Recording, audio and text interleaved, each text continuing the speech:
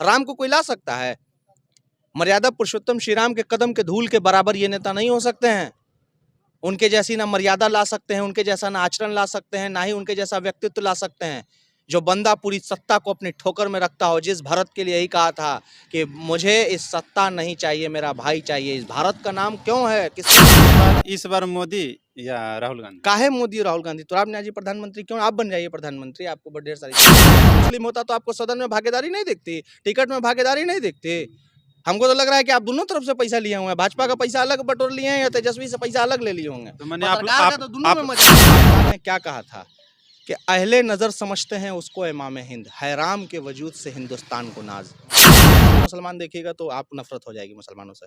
मैं एक नंबर का झूठा इंसान हूँ, मक्कार इंसान हूँ, बेवफा इंसान हूँ, चालबाज हूँ। जहाँ जितनी झूठ बोलना होता है बोलते हैं, जहाँ जितनी गाली देना होता है देते हैं, जहाँ चोरी से मौका मिलता है, जहाँ हरामखोरी का मौका, हम कुल लोग जानना चाहते हैं काराकाट से संसदीय जो क्षेत्र है लोकसभा का, वहाँ से किनका आप समर्थन कर रहे हैं? नहीं, हम किसी भी का समर्थन नहीं कर रहे हैं।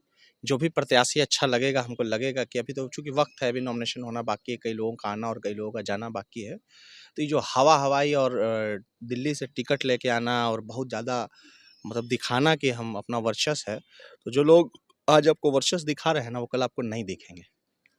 इसको एकदम स्पष्ट रूप से समझ लीजिएगा।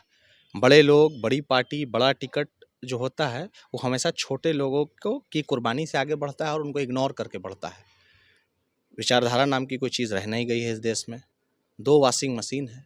भाजपा में जाइए तो आप जितने बड़े लुटेरे चोर बेईमान होंगे, वो तुरंत आप वहाँ पे पवित्र हो जाते हैं, ईडी की रीच से बाहर। आप समझ रहे होंगे एकदम बात। दूसरा यहाँ वॉशिंग मशीन एक और कांग्रेस ने बना रखा है या इंडिया गठबंधन वालों ने बना रखा है। उस मशीन में आप जाते ही कॉमनल थे तो सेकुलर हो जाएंगे।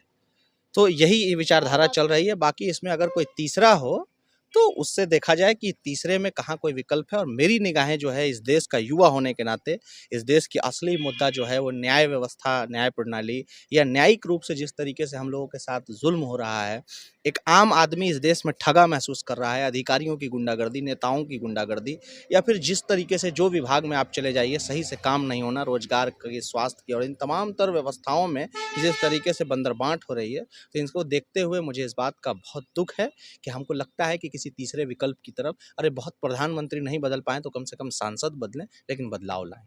लेकिन प्रधानमंत्री की बात करें, अभी प्रधानमंत्री तो किनको देखना चाहते हैं, राहुल गांधी या मोदी जी? तुराब न्याय जी को। तुराब आपको न्याय जी दिक्कत क्यों? है तुराब न्याय जी को प्रधानमंत्री बनने से? क्यों?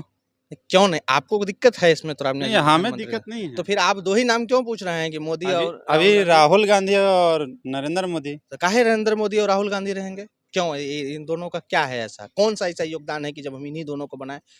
हिंदू एक साहब, हाँ बोलिए बोलिए बोलिए। हिंदू कहते हैं कि हिंदू खतरे में है, जबकि यहाँ पे प्रधानमंत्री हिंदू, मुख्यमंत्री हिंदू, आईएएस हिंदू, नेता हिंदू, तो हिंदू खतरे में कैसे? हमको तो कभी कोई हिंदू खतरा में नहीं लिखा। मेरा पड़ोसी हिंदू है, वो खतरे में नहीं है, वो तो मस्त अपनी जिंदगी जी रहा है। लेकिन नहीं, क्या हिंदू के पास किस बात का खतरा है? देखिए, एक स्ट्रक्चर समझिए कि जिस भी मुल्क में या जिस समाज में, जिस सोसाइटी में या जहाँ पर भी, वहाँ की अच्छी चीज़ों का असर वहाँ की मेजॉरिटी पे पड़ता है और वहाँ की बुरी चीज़ों का असर उसकी मेजॉरिटी पे पड़ता है। ये मुल्क तबाह बर्बाद हो जाएगा तो पहले हिंदू बर्बाद होगा, बाद में मुसलमान बर्बाद होगा। वो इसलिए नहीं कि मोदी जी चाहते हैं ऐसा होगा, बल्कि इसलिए कि जब अगर मान लीजिए कि हम लोग यहाँ पे 10 लोग खड़े हैं, ठीक है, तो अगर बम गिरेगा तो हम ही 10 पे ना गिरेगा। आपकी आप जो हम कह रहे हैं, आप आपकी छोड़ दीजिए, आप जो हिंदू मुसलमान दुनिया जहान की बात कर रहे हैं, सच में इस मुल्क में हिंदू खतरे में है। वाकई हिंदू को खतरा है, क्योंकि यहाँ की सो कॉल्ड सरकारें या सो कॉल्ड मठाधीश या सो कॉल्ड वो लोग जो कहते हैं कि जो राम को लाए हम उनको लाएंगे। राम को कोई ला सकता है? मर्यादा पुरुषोत्तम श्री राम के कदम के धूल के बराबर ये नेता नहीं हो सकते हैं। उनके जैसी ना मर्यादा ला सकते हैं, उनके जैसा ना आचरण ला सकते हैं, ना ही उनके जैसा व्यक्तित्व ला सकते हैं। जो बंदा पूरी सत्ता को अपनी ठोकर में रखता हो, जिस भारत के लिए यही कहा था कि मुझे इस सत्ता नहीं चाहिए, मेरा भाई चाहिए। इस भारत का नाम क्यों है? किसके नाम पर है? इस इतिहास को खंगाला जाए। और कौन भरत, जिसने भरत ने कहा था कि भैया हमको कुर्सी नहीं चाहिए, ये वफा थी। जब माता जी ने मजबूरी में कहा, बाकी सारी चीजें सब लोग पता है, आपको भी पता है, आपके व्यूवर्स को पता है, तो भरत को कुर्सी नहीं चाहिए थी और उस कुर्सी को त्याग करके 14 साल का वनवास काटना, ये मर्यादा पुरुषोत्तम श्री राम की क्वालिटी थी कि एक राजा का बेटा, जिसका मालिक पूरी दुनिया का मालिक होने के बावजूद, वो जंगल में अपना वक्त काट सके। आप मुस्लिम उठा लेंगे ये झोला ये आप लोग। मुस्लिम है ना?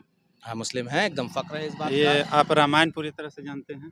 क्यों, मेरा अधिकार है इस पर, क्यों अधिकार नहीं है। जानेंगे? बिल्कुल अल्लामा इकबाल, हम तो छोड़ दीजिए, हम जाहिल मुसलमान हैं, हमको हुँ, कुछ नहीं पता है। हम लोग को कोई ज्ञान नहीं है मुसलमान का। मुसलमान लेकिन को रामायण की बात कर रहे हैं। हम बताते हैं आपको, मुसलमान को अगर समझना है तो आप अल्लाह के रसूल सल्लल्लाहु अलैहि वसल्लम को समझिए। वो किस तरीके से उनका आचरण था, प्रेम था, तब आपको समझ में आएगा कि मुसलमान क्या होता है। मुझको मुसलमान देखिएगा तो आपको नफ़रत हो जाएगी मुसलमानों से। मैं एक नंबर का झूठा इंसान हूँ, मक्कार इंसान हूँ, बेवफ़ा इंसान हूँ, चालबाज़ हूँ। जहाँ जितनी झूठ बोलना होता है बोलते हैं, जहाँ जितनी गाली देना होता है देते हैं, जहाँ चोरी से मौका मिलता है, जहाँ हरामखोरी का हम कुल कुकर्म करते हैं। हुँ, हमको लगता है कि रोहतास और बिहार और भारत के सबसे बड़े कुकर्मी मैं हूँ, मैं माने तुराब नियाज़ी। और लेकिन प्रधानमंत्री मुझे बनना चाहते मुझे हैं। हाँ, तो कुकर्मी है कि नहीं, क्वालिटी है। इसलिए तो हम आपको आप समझदार आदमी हैं, आप हुँ, हमको प्रमोट कर दिए। ये सब क्वालिटी जो होना चाहिए, ये सब हमरे में है। इसलिए हम प्रधानमंत्री बनना चाहते हैं। मगर आपको मुसलमान को समझना है, तो आप अल्लाह के रसूल सल्लल्लाहु अलैहि वसल्लम को समझिए, तब आपको मुसलमान समझ में आएगा। इस्लाम को समझना है, उनको पढ़ना होगा। देखिए आप पढ़े-लिखे लोगों को जाइए, अल्लामा इकबाल का नाम शायद आपने सुना होगा। अल्लामा इकबाल ने क्या कहा था कि अहले नज़र समझते हैं उसको इमाम हिंद, है राम के वजूद से हिंदुस्तान को नाज़। अब बहुत बड़ी बात है ये, देखिए, अहले नज़र समझना और हिंदुस्तान का इमाम समझना। इस मुल्क का इमाम कहा गया है मर्यादा पुरुषोत्तम श्री राम को। कह कौन रहा है? मुस्लिम तबका का सबसे पढ़ा-लिखा व्यक्ति। तो अच्छा, राम न्याजी जैसा जाहिल नहीं कह रहा है। सबसे पढ़ा-लिखा व्यक्ति कह रहा है कि राम के नाम से वजूद है इस मुल्क का, नाज़ है इस मुल्क को उस नाम पर। अच्छा मुद्दा पे आ जाए। हाँ, इस आइए। बार इस बार मोदी या राहुल गांधी? काहे मोदी और राहुल गांधी? तो राम न्याजी प्रधानमंत्री क्यों? आप बन जाइए प्रधानमंत्री, आपको ब ढेर सारी शुभकामनाएँ हैं। आप क्यों नहीं मोदी को राहुल क्यों गांधी आप को देखना तीसरा चाहते ऑप्शन हैं? क्यों नहीं देख रहे हैं? आप क्यों थोप रहे हैं हुँ, हमारे ऊपर? अ, आपको तो आ भाजपा, आपको देखिए, नहीं मीडिया को भाजपा को चलाना है। आरजेडी में एमएमवाई का समीकरण हो चुका है। काहे एमवाई गुलामी का समीकरण होगा क्या? एमवाई समीकरण क्या होता है? एमवाई का मतलब है तो एम से मल्लाह, वाई से यादव। ठीक तो हाँ, समीकरण चल ही रहा है। एम से होता है, एम से मल्लाह, एम से मुस्लिम और वाई से यादव। कहाँ है एम से मुस्लिम, कहाँ होता है? एम से अच्छा, मुस्लिम होता तो आपको सदन में भागीदारी नहीं दिखती, टिकट में भागीदारी नहीं दिखती। हुँ, हमको तो लग रहा है कि आप दोनों तरफ से पैसा लिए हुए हैं। भाजपा का हुँ। पैसा अलग बटोर लिए हैं या तेजस्वी से पैसा अलग ले लिए होंगे। तो माने पत्रकार का तो दोनों में मज़ा है आप आजकल। लोग कैसे कह रहे हैं? क्या कैसे कर क्यों रहे हैं? कह रहे हैं? क्यों नहीं आप कहेंगे? देखे हैं? आप बात ही कर रहे हैं मोदी और क्यों? राहुल हम का है। देखते हैं कि आरजेडी के हमेशा रहते हैं मुस्लिम जो भी समाज हैं, हुँ। सब आरजेडी आप जिंदाबाद। देखते थे, हाँ, करेक्शन कीजिएगा इसको, हुँ, सेंटेंस को, देखते थे, हुँ। देखेंगे नहीं। अब अब नहीं हम भी देखेंगे। देखेंगे और उनको दिखाएँगे, हम पूछेंगे और कलेजा हुँ, पे चढ़ के पूछेंगे हमारा टिकट कहाँ है? हमारा अधिकार कहाँ है? राजद के एक भी मुस्लिम कार्यकर्ताओं को टिकट क्यों नहीं? माने अब वोट नहीं, हम आपसे पूछ रहे हैं कि माने अब वोट हम नहीं, आपसे पूछ रहे हैं, राजद के मुस्लिम कार्यकर्ताओं को टिकट क्यों माने नहीं? अब वोट नहीं, राजद के मुस्लिम कार्यकर्ताओं को टिकट क्यों नहीं? अब वोट नहीं। राजद के मुस्लिम कार्यकर्ताओं को टिकट क्यों नहीं? एक भी टिकट दिया है मुस्लिम कार्यकर्ता को? क्यों? कहाँ बताइए? आप बोलिए ना, कै गो 2 दिया है? 2 हाँ? 2 कहाँ 2 दिया है? ज़रा आप हमको नाम। देखिए, आप आप आप देखिए, आप आप नेता अशरफ अली हैं, फ़ातिमी की बात कर रहे आप हैं। देखिए। आप अशरफ अली हाँ, फ़ातिमी की बात कर रहे हैं। हाँ, वो राजद के कार्यकर्ता थे। नहीं थे।